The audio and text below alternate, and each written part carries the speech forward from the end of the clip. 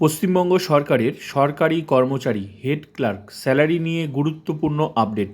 Starting salary কত, gross salary কত, in hand salary কত, A to Z দেখাবো।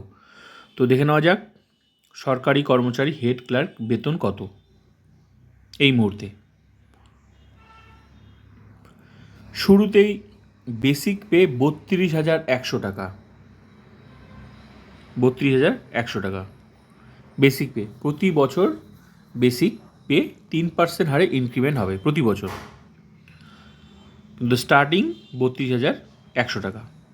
ডিএ, এখন ডিএ 18%, ডিয়ারনেস অ্যালাউন্স। তো এটা হচ্ছে বেসিকের 18%, 5,778 টাকা। তো ডিএ যখন যখন বাড়বে তখন তখন স্যালারি বাড়বে। এখন যেমন 18% আছে, এর সাথে আরও যত পার্সেন্ট ঘোষণা হবে তার সাথে 18 সাথে যোগ করে বাকি পার্সেন্টেজটা বার করলেই বেরিয়ে যাবে। এইচআরএ, হাউস রেন্ট অ্যালাউন্স 12%, এটাও বেসিকের।